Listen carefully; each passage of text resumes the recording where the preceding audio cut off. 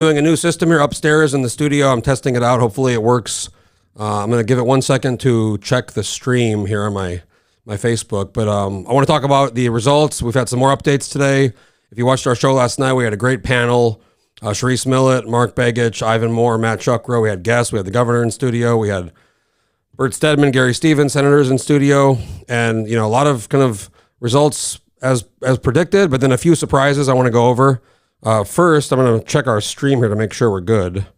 Like I said, I'm trying a new system here, and I want to thank Scott Jensen for getting us set up on this new system. It's great. I'm in studio here upstairs, so I have my camera. We can take phone calls, and in fact, we're going to have a special caller call in here in a little bit and talk about some of these results. But first, I want to go to the results and pull this up here. You guys should be able to see me. Here we go.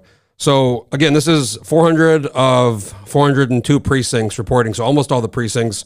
There's still absentees to come in and a few rural precincts. So it's going to be, there's going to be a result update next week, one after, and then on November 23rd, Wednesday before Thanksgiving at 4 p.m., they're going to do the retabulation for the races where nobody has a clear victory. But as you can see early on when the results came in last night, at first, Chewbacca here, Republican, was way up by 7 points. But as more results came in, Murkowski here has closed the gap to 44, 2 points. And then, obviously this is going to be one of those races where the retabulation happens with a ranked choice. But this is, very close here. And then once these Buzz Kelly votes go off, it'll be very likely that Lisa will pick up these Pat Chesbro Democrat votes and then probably win. That's what it's looking like in the Murkowski race. Now down here with the Peltola race, she's up there at 47.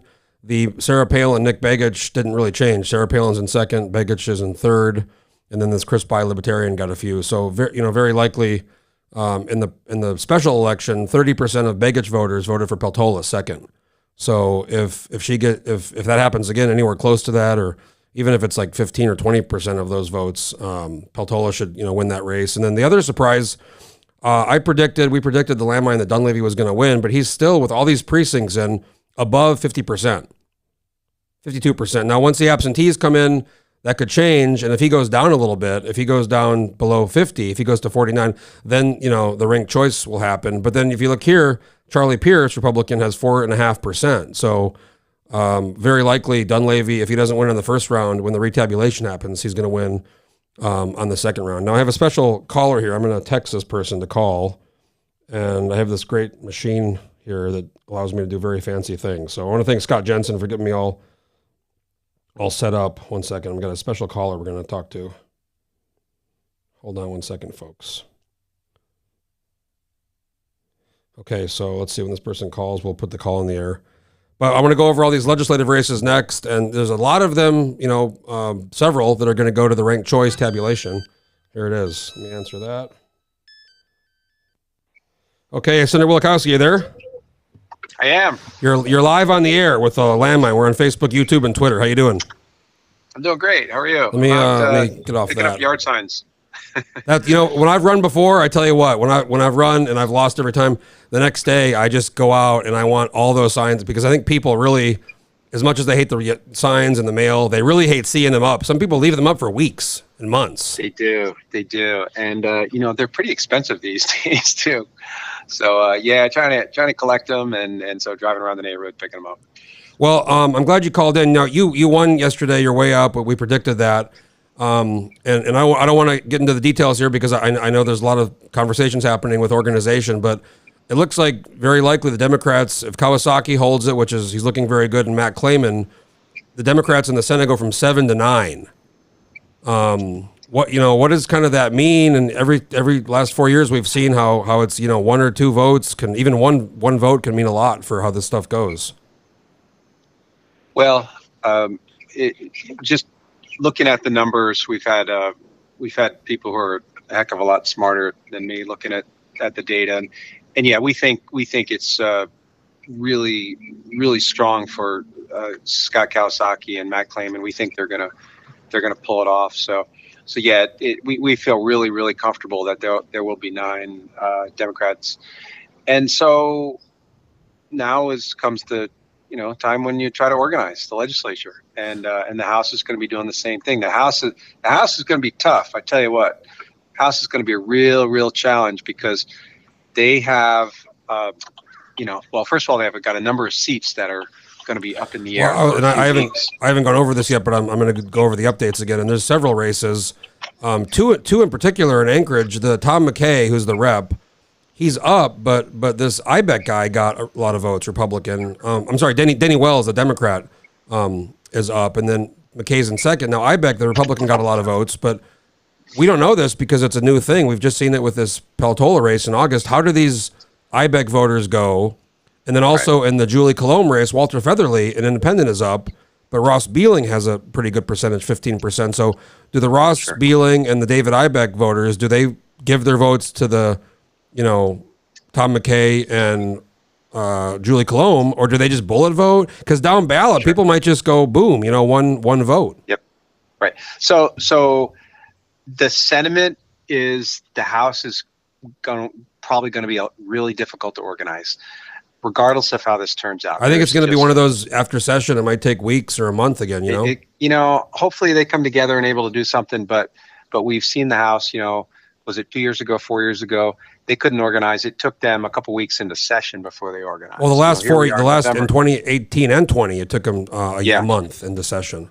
Yep. So, our hope on the Senate side is that we can come together with an organization and give some confidence to the state, to the people of the state, to the business community, to the teachers, to schools, that we are going to have a functioning Senate, and that we're going to put aside our differences that we have and try to come together and put an organization that's going to move the state forward and take leadership, because we do recognize that the House is going to be a real challenge. Now, without getting into too much specifics of what's going on right now, 2 years ago, the Senate didn't organize till the day before session. And for the folks listening and watching, historically, these things happen, sometimes depending on the numbers, days or a week or two after the election. The Senate didn't organize till the day before. Talk about kind of what, there's people talking, there's 20 people, you have to get to 11, there's conversations happening. I mean, it's all about kind of who can get there first, right? And if nobody can get there, then it keeps dragging on. Keeps languishing, right? Yeah. So you got 20 members, you need 11, and so whoever gets to 11 first, you've got a majority. But as we've seen in the House, when you have a one vote majority, so when you have in the House it's 21 to 19, it is extremely hard to govern that way, and so that's what we're seeing in the Senate. So it's very likely you're going to have an 11 Republicans, 9 Democrats. And so if they organize on a strictly partisanship basis, then it's going to be really hard for them to organize, and it's going to be really hard for them to keep that together, because that gives any one member the veto power over anything. Yeah, and we saw even if somebody's sick and can't come back. So, that's what happened on the dividend. I don't think people realize this. The difference between, say, a $1,500-$1,600 dividend and the dividend that people got was $3,600 was one vote in both bodies, and it was. Oh yeah, that extra rebate you're talking about. Because somebody was sick, somebody was out the day that we voted on it in the Senate. So every vote counts, and it's the smallest. The Senate is the smallest legislative body in the United States, and so you have a lot of people who have a lot of time there. Lyman Hoffman, the longest serving senator in state history, has been there for 40 years, longest serving legislator. Think about that, 40 years in the Yeah, he's been there since the 80s. Yep. It's Yeah. So, huge amount of, institutional knowledge. And then you've got people like Senator Stedman, Senator Stevens, who've been there for 20 plus years, Senator Olson, 20 plus years. I feel like I'm a relative newbie being only there 16 years. You've been, that's true. There's some of those guys have been there a long time, but I was going to ask you were elected in 2006 the first time, but you were for a while, I think for 6 years, you were in a bipartisan coalition, which kind of got broken up in 2012. Now the bipartisan coalition, in some ways, it's good because I think they can put away some of the more divisive issues, but also you are working with people who you might have some very different viewpoints on. So if there is a coalition that comes together, how do you guys temper those kind of, maybe, hot button social issues, or even oil taxes or dividend? Yeah. I think there has to be a recognition that you're not going to get everything you want and on both sides.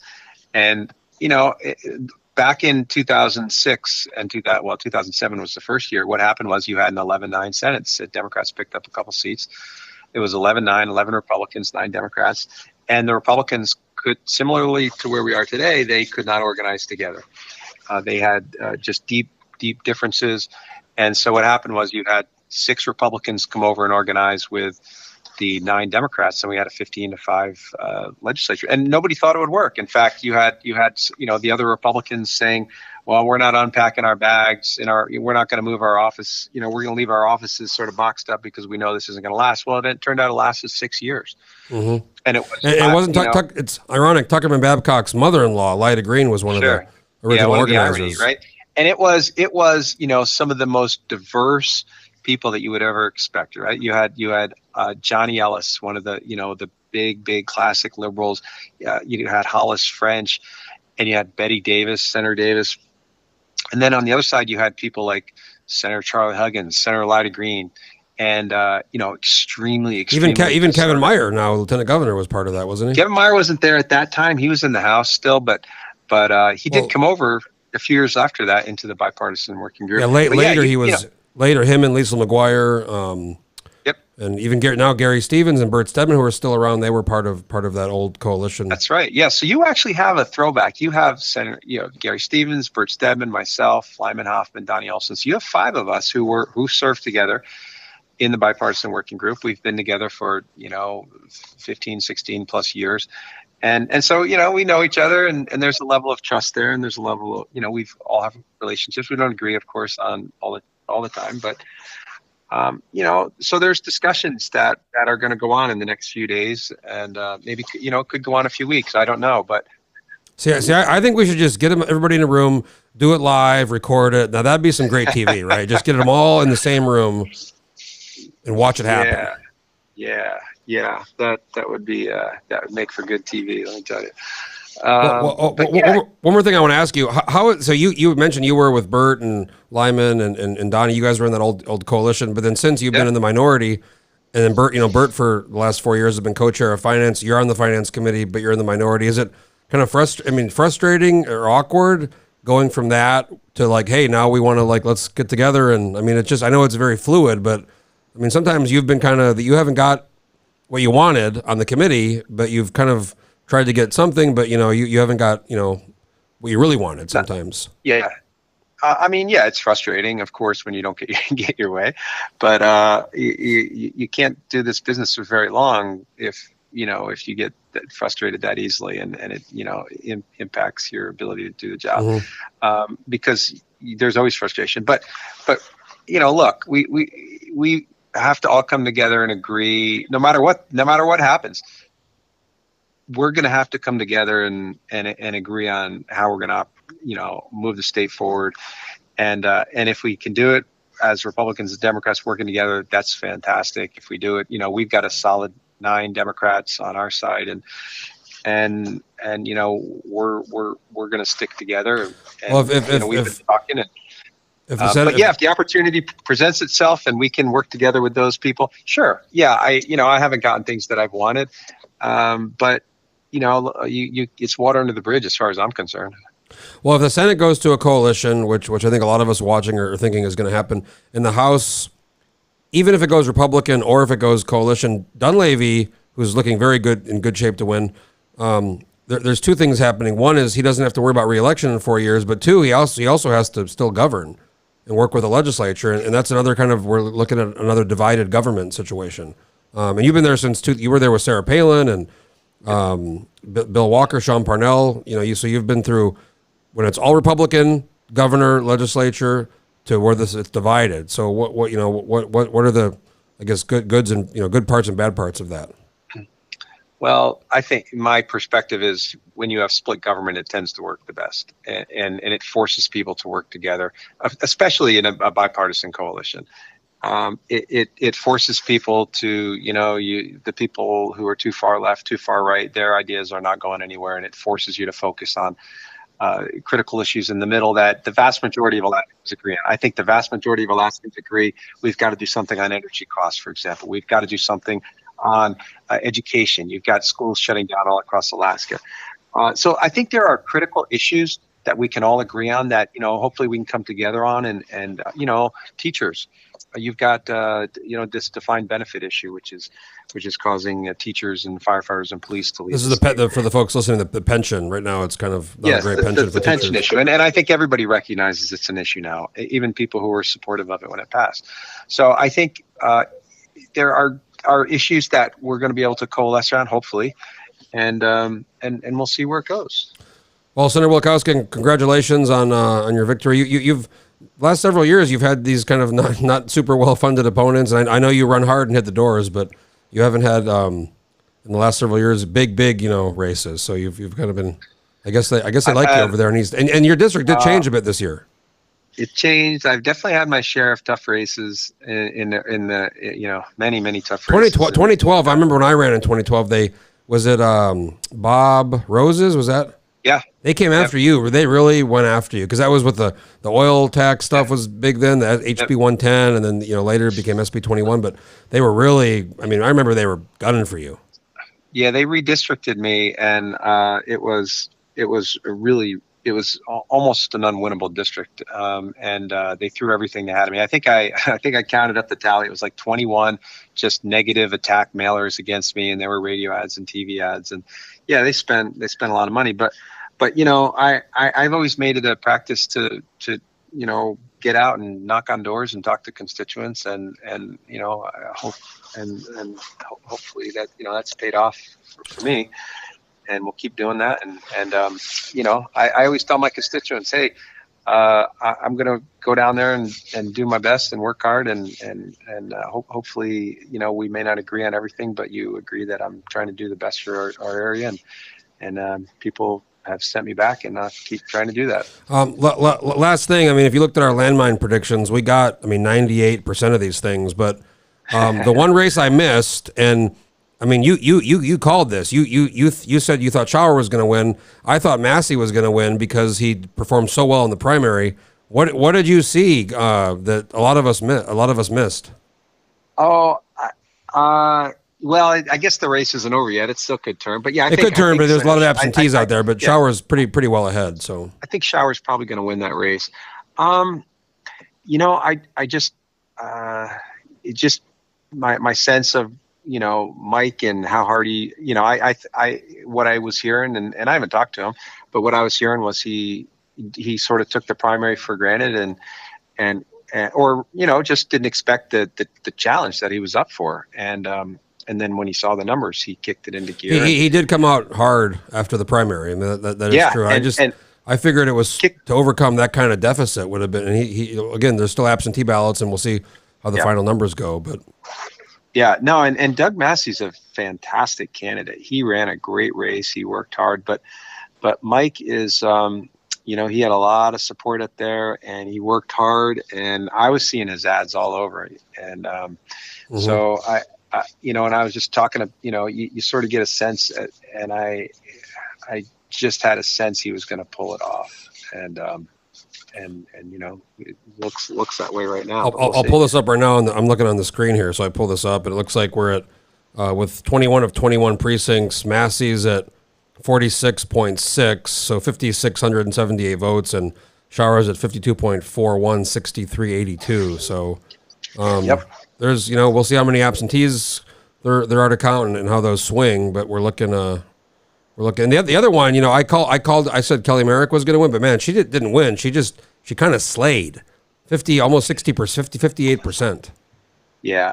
And, Kelly's pretty conservative. I think people underestimate. I mean, she's pretty conservative, and, she fits the district, and she delivered. I mean, that's the big thing is I think ultimately what people are looking for is, what did you deliver? Did you do what we asked you to do? And, she went to bat, and she fought like heck to get the Port of Alaska, which is a huge accomplishment. And then the really crazy thing there is Mayor Bronson had come down to Anchorage or Juneau several times, wanted that port money. That was a big priority. She fights for it. A lot of people didn't really care. They had the Nome port, and Neil Foster wanted, but then afterwards he goes around and comes out for McCarty. I think she's going to have a problem with him. That hurts your credibility a little bit when you do that. When you have like one priority, one thing that you want, and you have a legislator who absolutely goes to bat for you, and does that. And what I had heard was that there he would have been very at least was relayed to her that he would have been real happy if she were able to deliver on that, and she did. And give her all the credit in the world. Yeah. She was she did that, and Senator Donnie Olson really helped put that together on the Senate floor. Well, maybe next time we can sometime talk about how that went down with that vote, and kind of it's another story, but the kind of rolling of the chairs and how much of a rarity that was. That was a wild day, wasn't it? The barring of the doors. That's a wild day, wild couple days. It's like a movie. Well, Senator Wielkowski, congratulations! You're in great shape, and I think in the next days and weeks we're all going to be watching. And if there is an announcement, let me know so we can announce it to the world. There, we do have the folks paying attention to us. So absolutely, it's probably going to take a little while. I don't think it's going to happen overnight, but we'll see. Well, you've been doing this a lot longer. I mean, you've been around a lot longer than me in this stuff, and in my time watching this stuff, I can't say how many times I've seen something. It was going to happen, and then at the last minute it fell apart because somebody changed their mind or somebody got cold feet. I mean, so that's always a possibility too, isn't it? Absolutely, and I've been saying that since day, with our group, and people who keep asking me. Yeah, I mean, we thought something would have come together in the last few years, and there were times when people felt pretty certain that it would, and it didn't. So yeah, temper your hopes and always set expectations, right? This is going to be a process, and people got to put their. My hope is people are going to put partisanship aside and do what's best for the state and come up with an organization that can help move us forward. Well, again, Senator Wielkowski, thanks a lot, and I know we're all going to be paying attention here in the days and weeks to come. And then obviously we have the November 23rd for all these ranked choice races. That's going to be a whole new thing. So I'm sure we're all going to be waiting for that day. So have a great weekend. And what's Wednesday here? So it's not even close to the week. I'm so tired for our thing last night, man. It feels like Friday. I haven't slept in days. I'm with you. Well, thanks again, Senator Wielkowski. We'll be in touch. Appreciate that. Thanks, Jeff. Take care. Yep, thanks. Bye. So, folks, that was Senator Bill Wielkowski. Had him on this Roadcaster thing. I'm finally using it for the phone call, but for the guests. So that was, right. Like I said, there's all kinds of folks talking right now in the Senate, the House too, but the House is a lot more races up in the air as far as organization. So I just want to go through these legislative races here, and we went through the statewide. I'll start at the top, actually. I'll just go through the statewide again. We'll go through the legislative races and talk about which races are going to, be close and go to this ranked choice. So let's pull that up. So again, this is 400 out of 402 precincts. So basically almost every single precinct except a few.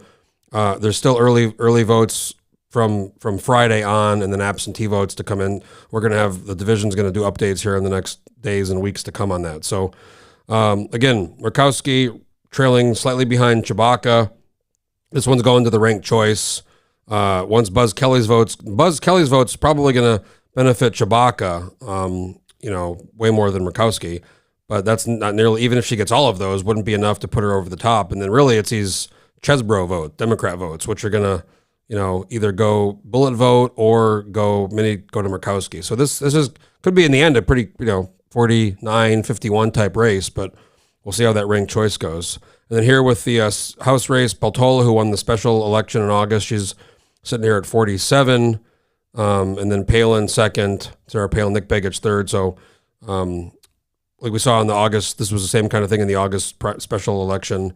The Begich votes got Peltola over the top. So that we predict that's going to happen again. And then the governor, the surprise here, this number is probably going to go down when the absentees start coming in, and maybe some of those remaining. This one's only 399 of 401. So there's still, almost all 99.5, but there's still a few precincts. So that'll be a few votes. But the absentees are probably going to skew more Democrat and, independent for Bill Walker. Yeah. Ooh, I had my phone. Ignore that. Ooh, that would have been a big call to get on the air. And then let's just go through these races. So Stedman, obviously, we knew was going to win. No surprise there. Jesse Keel's unopposed. This is one where Gary Stevens had two Republican opponents. He's sitting well over half the vote, so he should be in good shape just to win on the first round. No ranked choice voting in this one. And Kodiak, Senator Gary Stevens, who's a former Senate president who's been there since early 2000s. He was on the show last night too, if you're watching the show last night. This one's very surprising. We, in our prediction, said lean Tuckerman because of the name and the amount of money he raised. But Jesse Bjorkman, who's on the Kenai Peninsula Borough Assembly, he ran pretty hard. He had the endorsements of like former Speaker Mike Chenault. The question is these Andy Cizik votes. This guy didn't campaign hardly at all, raised very little money. Did these folks bullet vote? Did how many of them maybe voted for Tuckerman? How many went for Bjorkman? It's really hard. I hear this he owns that little Soldaten kind of coffee ice cream stand, the ice cream cone. I don't know much about him. I hear from some people that he's very conservative. So it really depends. This race will not be decided until November 23rd because nobody's even close to half. I mean, Bjorkman's at 46. So this guy's votes are going to decide how this thing goes. And if a lot of them voted for Babcock, he could make it happen, but it'd have to be a very high percentage. So very likely Bjorkman's in the driver's seat on this one. Also a Republican, so it doesn't really change the makeup too much as far as numbers. And then here's another really fascinating one, this Roger Holland, Kathy Giessel rematch. Now, Rosalind Casey, you may remember, I ran in 2020 as an independent before ranked choice voting. I was a petition. I got signatures. She stayed in the race. She was supposed to withdraw after the primary, after von Imhoff almost lost to this QAnon guy who thought George Floyd wasn't real. She decided to stay in the race, messed me up, so I had to get out. So she kind of proved to be the spoiler in that race. Von Imhoff cruised to re-election after the primary. She's doing it again here, folks. She's in this race with Giessel and Holland. No chance to win this race.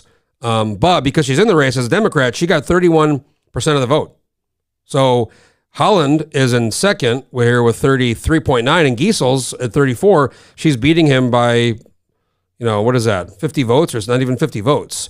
But once these Rosalind Casey votes get reallocated on November 23rd at 4 p.m., Giessel's going to go. I mean, there's very few people are going to vote for Rosalind Casey and then Roger Holland. I just don't see that happening. So very likely Giessel's here are going to pull off the kind of come from behind, get the seat back. But we'll see that one of these races on November 23rd when they retabulate.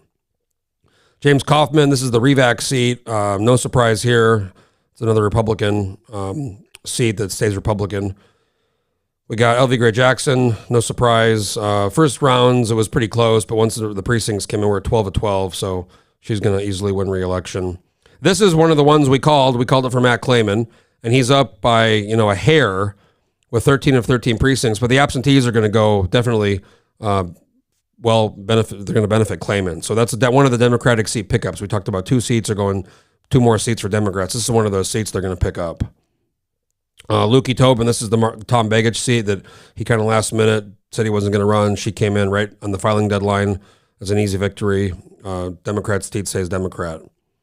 This is the Forrest Dunbar, Garantar, the rep, ran for the open Senate seat with redistricting, and Dunbar is going to kick off there once the TAR votes get reallocated. So that's another one of the Democrat pickups in the Senate. That's an open seat because of redistricting.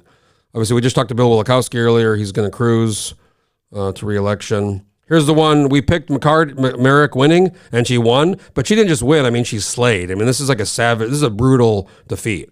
McCarty, they're both reps. They're both Eagle River representatives. And I mean, he's sitting here at just over 40%. I mean, this is a huge victory for Kelly Merrick. And then we got Shelley Hughes, no surprise. This is an interesting one. This is going to be a ranked choice deal, David Wilson.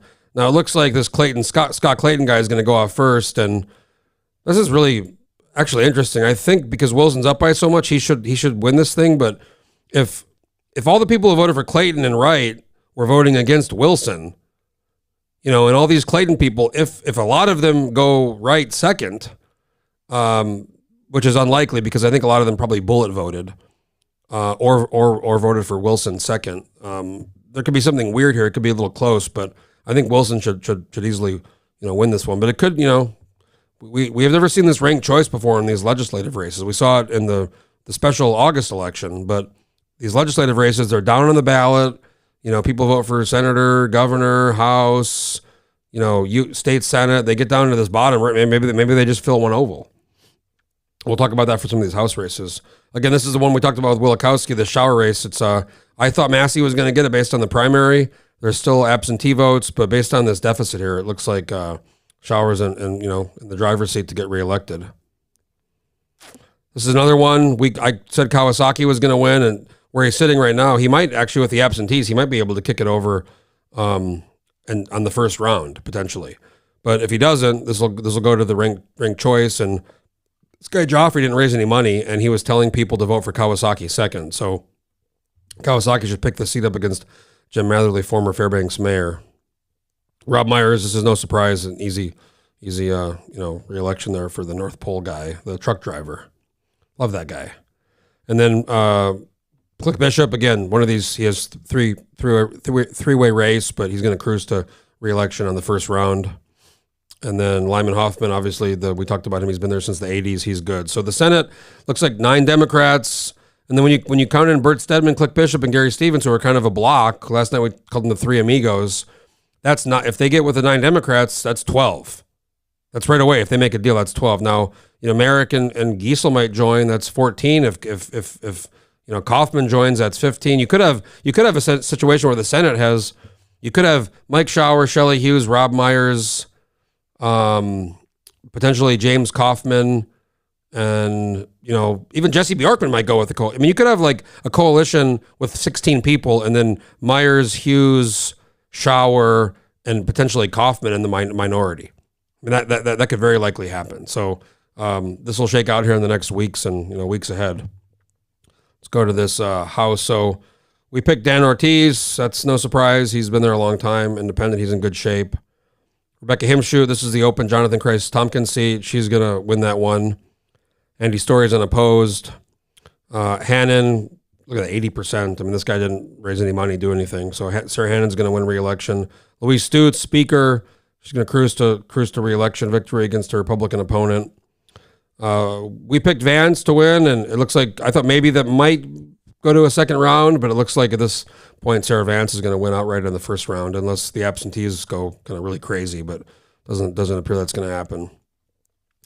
And then this is one of the ones, the ousting of Ron Gillum, Ruffridge here well ahead. He was well ahead in the primary as well. So this is one of those seats that's going to stay Republican, but it's going to be a younger guy. I think he's a pharmacist, so don't know much about him. He's conservative, but I hear very reasonable. So he could be, big player in how the House ends up organizing.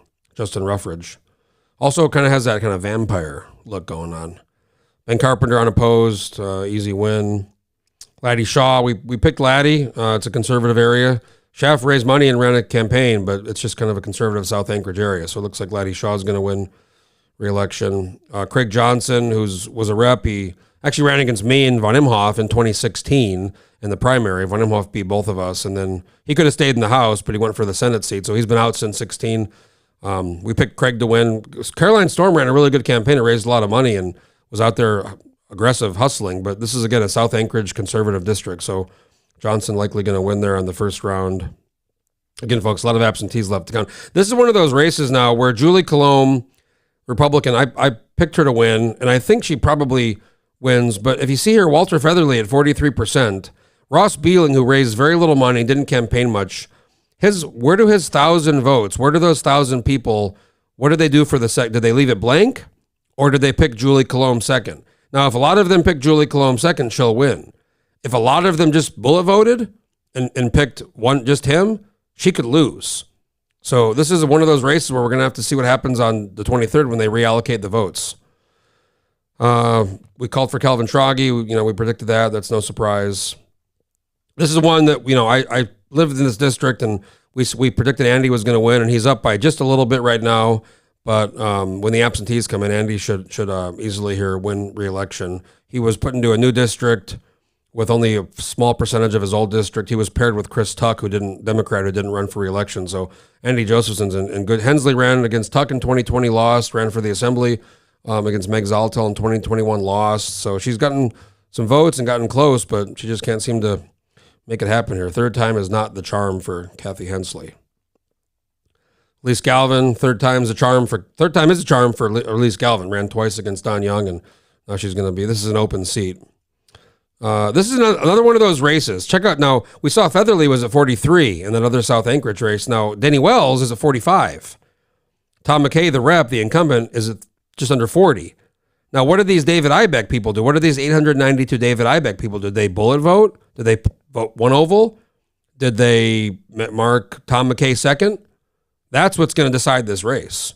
and we're not going to know until November 23rd. So that's another interesting. I didn't, I live near there. This is my old Senate district. It changed, but I didn't see a lot going on from Tom McCain. I saw Denny Wells a lot on social media signs. So this might be a surprise one. We're not going to have an idea for a few weeks. This is the Jenny Armstrong race. She easily won, but this is under litigation for her residency, and this is based on a story that we broke in the landmine here a few weeks ago. Does she have the residency? Does she have the 3-year residency to be eligible? I think it's very likely no, but we'll see what the court's saying, how the lawsuit goes. It's unclear what happens if they deem her ineligible. What does Liz Vasquez win, or does the governor appoint a Democrat? I don't know. That's interesting how that might shake out, and that could have big implications on how the House organizes. Zach Fields, we predicted he was going to win. I thought it was going to be closer. I mean, he's not just winning. This is kind of like a Kelly Merrick, Ken McCarty. I mean, it's a thrashing. It's way up there. 2 Democrats got paired. Only 2 incumbents in the House to be running against each other. Actually, the only 2 incumbents at all this cycle to be running against each other who got paired. This is another really interesting one. Now, David Nelson, the incumbent, 43.8. Okay, Cliff Grow race, $200,000, aggressive campaign. I mean, he was working hard. But Lynn Franks, 300, and look at this vote totals here. Look at how few, this is a kind of, part of this is the base. So look at these vote totals compared to 323, 724, 600, right? 1651 in this district. How about over here? 4250.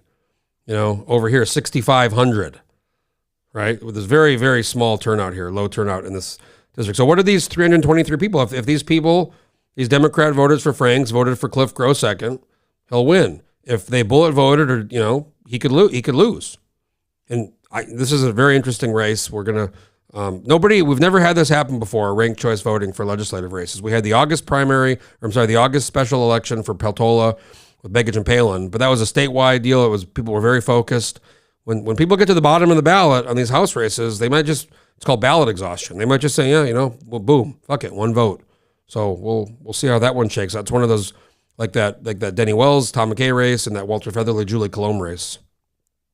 Genevieve Mina, former staffer, open seat. Garantar was running for the Senate, so it's an open seat. She's going to easily win. We knew that.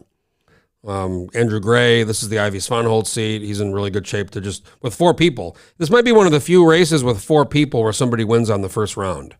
We'll see how that one ends up with all the absentees. This is one of the ones, very, very interesting race. Now, Forrest Wolf, he was massively outraised by Donna Mears, but he worked really, really hard. Now, he's up by, 2.5%. There's absentees to count. How do those absentees shake out? Some people think he's going to lose. Other people think, he's got just enough to maybe eke it out. So this is like a Democratic district, but he worked really hard, hit the doors.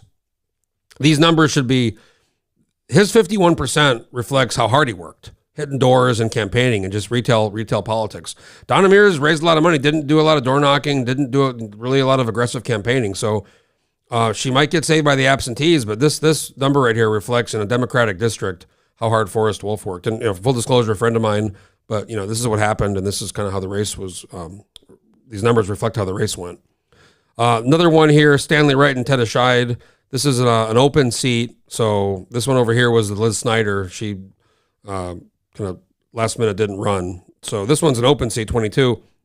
Now Stanley Wright, as you can see, he's well ahead. Not well ahead, but he's a few points ahead. What's that? 51. He's a point ahead of Forrest Wolf is. And there's 3,100 votes over here. So there's far less votes. So depending on the absentee votes in this race, it looks like Stanley Wright's in a good spot to pick up that seat. So we have to follow that one with the absentees, but Stanley's in a good position, a little bit better than Forrest Wolf. So these are two races we're going to figure out with the absentees, not with ranked choice voting, because there's only 2 people. Jamie Allard, we knew that was going to happen. Get ready for loose, folks, in Juneau with Jamie Allard. Get ready. With Jamie Allard and Forrest Dunbar going to the legislature, there's going to be 2 vacancies on the assembly. So the Anchorage Assembly is going to change a little bit with 2 new people. And then we got Dan Sadler, no surprise, former rep. I mean, so was Sharon Jackson, but Dan Sadler was the former longtime rep that was elected. Sharon Jackson was appointed after Nancy Dahlstrom became corrections commissioner in 2018. And then she was beat by Ken McCarty in 2020. So No surprise here. Dan Sadler is heading back to Juneau. Delana Johnson, again, no surprise on that one. Tilton, no surprise. Eastman, the absentees, he could maybe go below 50 with the absentees, but probably not. So this is one of those races where, just like Jenny Armstrong, he's very likely just going to win in the first round here, but there's a pending litigation on his qualifications to serve based on his membership in the Oath Keepers, which I think is bogus. I think that provision in the last Constitution, violates the free association principle of the U.S. Constitution. But there is a court case, and the judge has said to halt certification on this election until that court case is decided in December. So that's kind of one of those, with an asterisk here. Let's see what happens. This is one of the really, I think, most interesting legislative races for ranked choice voting, simply because there's 4 Republicans and nobody's close to 50%. So Jesse Sumner, now in the primary, Jesse and Steve Menard were like dead heat, 33%. This time, Menard, or Sumner, who started out, he didn't really campaign much in the summer. He really started campaigning now for this. He's at 36. This Jessica Wright's going to kick off first in the reallocation or the redistribution of votes. I don't think she'll get anybody over the top, Sumner. So then these Rachel Allen votes are going to go. You're going to have 2 rounds here on this race. And really, I'd say the most fascinating legislative race for ranked choice voting. Maybe the most fascinating race of all the races for ranked choice voting, with 4 Republicans and nobody being close to the 50% plus 1 threshold. So this is going to be a fun one to kind of see where it goes. And then we have Rauscher, no surprise there, Cruz to re-election. We knew that. This is another interesting one. Kevin McCabe, who's the incumbent, he's in good shape, but he's not in great shape because he's still 5 points off the threshold. And this Democrat here, Joy Mendiel, I have no idea who she is. She raised hardly any money. I don't really know much about her. But, did her voters vote for her? And then these 1,171 people, some of them vote for Doyle Holmes? Did a lot of them vote for Doyle Holmes? I mean, that's an interesting race again, where it's not nobody's close to the threshold on the 50% plus 1. So McCabe is in good shape, not great shape. That we don't know. Again, we don't know how these people on the down ballot are going to reallocate their votes, if they are at all. So if they all bullet voted, then McCabe will win. If half of them voted for Holmes and very few voted for McCabe, that could end up being a close race. This is another one. We called this for Maxine Diebert, and she's in great shape. She's in great shape here because Kelly Nash over here, super conservative Republican, who basically said there's 2 kinds of Republicans: patriots and traitors. Bart Laban is not a patriot. So she was really super conservative, kind of the QAnon, way out there shit, and she's really hurting Laban here. Laban tried to even go to the right, which is odd because you really want to go to the center. He won in 2018 by 1 vote. And then he was in a coalition. And then he came back and he went with the Republicans. So he could have played this thing a lot different. Diebert here is in, she's 47.5%. These Kelly Nash voters, she's been telling them, actively not to vote for Laban. So he might pick up a few of her votes, but he's down by 17 points. So Diebert's going to win this race. And that's going to have an impact on the makeup of the House as far as Republicans to Democrat independent coalition people. We called that one, by the way. We called every race right, and we'll see how they all shake out. Some could change, but the one I really missed was the Shower Massey race. That was the one we said lean Tuckerman, and he's if he loses, it's not going to be by a lot. So we kind of were off there a little bit, but the Massey Shower one was the one we missed. And this one, this is the Steve Thompson seat. He's not running for re-election. Stapp should just win this one outright on the first round. Prox unopposed.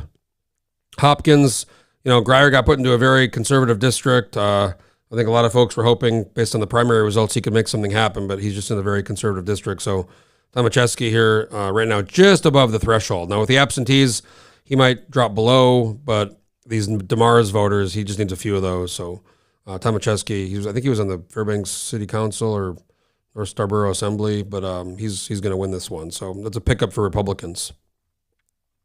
And then this is the Adam Wool seat where he didn't run for re-election. Ashley Carrick, former staffer to Adam Wool, she's in good shape to just win. Another one of these with 4 people like Andrew Gray where she can win on the first round. Mike Cronk, great shape. Bryce Edgman unopposed. CJ McCormick. Now there's a write-in effort by this guy Myron Nanig, but write-ins are notoriously difficult. I mean, Murkowski raised millions in 2010 to win that, and this is a small House district. So C.J. McCormick, I think he's like 23 or 24. He'll be the youngest member of the legislature, Democrat. This is the Tiffany Zolkowski seat that is open. And then this one's actually fascinating. Ivanov almost beat Foster in 2018. And then Foster kind of got religion on the dividend. And now, what is the difference here? I mean, 15, 4, this is a few votes. Now, I think there's one precinct not reporting. I don't know which precinct that is. And then there's the absentees. So, this is very close. Neil Foster, co-chair of the Finance Committee. Ivanov's been kind of biting at his heels for years, and very close race. Look at that. Less than 1%. Whew. We'll see how the absentees shake out there. Now, this one's not going to be a ranked choice because it's just two people, but we'll have to kind of follow that race. This guy, if Ivanov can pull upset off, he's an Alaska Independence Party. That's the secessionist party. He probably would go with the Republicans. So if he were to win, that'd be a pickup for the Republicans. Interesting. I don't know much about him. And then Josiah Pocketok, unopposed. If Josiah right now, Pocketok, he's in a very good position because he could go with the Republicans or with the coalition, and he's in a great position to negotiate and ask for something big, like speaker. The House needs 21. A bunch of these races are up in the air. So the House is for sure not going to organize until at least after this reallocation of votes happens. And I'm guessing it's going to be so close, we're going to see what happened in 2019 and 2021. They aren't going to be able to pull it off. And, they may very well go back to Juneau unorganized. And then we have to wait, weeks or a month for them to organize. And for someone like Kelly Merrick to pull the trigger, maybe folks might learn, Republicans, when they pull the trigger, like Kelly Merrick pulled the trigger for Louise Stutz. I mean, she got just eviscerated on talk radio, and Suzanne Downing, Muster, all these people went after her as hard as they could. And look at her. She's up, almost 60% of the vote against McCarty because, she did something. It was deadlocked 2020 for a month. She made a move. She took a vote, and she became co-chair of the Finance Committee. She delivered for Anchorage and the port for the mayor, and then he stabbed her in the back and, endorsed McCarty. Very, very. He's now got Mayor Dave Bronson now has a big enemy in the Senate because of what happened there. But it just goes to show you that what's on the radio and the some of the conservative websites, while it's not unimportant, it doesn't not matter.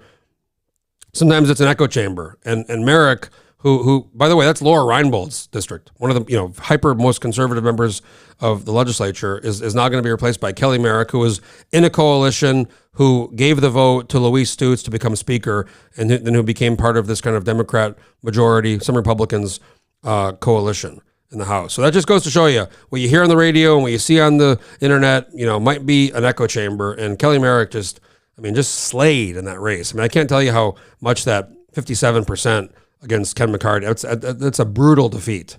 So that's kind of the update. I wanted to come back and, we did the show yesterday. I want to thank our team again, our sponsors. It was in our panel. It was just a great show, and we really enjoyed doing that. And Jake Hirsch was our roving correspondent. He was all over these events and parties. So it's just kind of hard when you get these slow trickles of updates and we can't really go into the details. So here I wanted to provide some more updates on some of these races. And there's several. I mean, I got to go back and count. I think there's probably 8 or 10 legislative races we're going to have to wait on with the ranked choice voting. A few Senate races, mostly House races. And then obviously governor might eke out the victory on the first round, but when the absentees come in, it could be, very well that his race, the House race and the Senate race, U.S. House race, U.S. Senate race go to the ranked choice voting on November 23rd at 4 p.m. Now I'm going to be out of town. Then I'm going back home to see my parents where I grew up in New Mexico, but we are planning on doing kind of a live stream where I'll be, on Zoom. Scott will be here running our show, and then we'll have the KTOO feed on one side of the screen. I'll start early. I'll talk about the races, and we'll do a live kind of broadcast of this retabulation of votes on November 23rd at 4 p.m. And then, folks, it's going to be time to get ready for Thanksgiving and have that turkey. So, again, I want to give a big shout out to our viewers, everybody who watched last night. I got a ton of texts. It was a really, really, really good show. They were showing it on the big screen on a lot of these election parties. Our team, we had a huge team. Scott, Shirley, Trent, Jason, Paxton, Allison, Steven, Noah. I mean, it was a big operation to get that kind of show. And also the pre-production. We spent, dozens of hours combined on pre-production of getting the show ready. It's not just like you do it and it's ready to go. There's a ton of pre-production involved. And then our sponsors, if you watch the show, you can see all the sponsors, but we really want to thank our sponsors for making that possible. And Folks, if you're watching right now, if you like the live stream, go to alaskalandmine.com/donate. This is possible by donations and ads and supporters and sponsors, and that's how we get it going here. So the more money we can get, the more people we can hire, the more equipment we can buy, the more streams we can do, the more we can make happen here. So again, if you like our stuff, alaskalandmine.com/donate, you can do a one-time or monthly. If you have a business or a company or a cause, you want to buy an ad, we sell ads. And if you want to support us in any way, we'd really appreciate that. So stay tuned for more updates from the Landmine and for me. And again, I'm be back in Juneau in January. So we got a few months to that. So thanks for watching. Stay tuned for the next live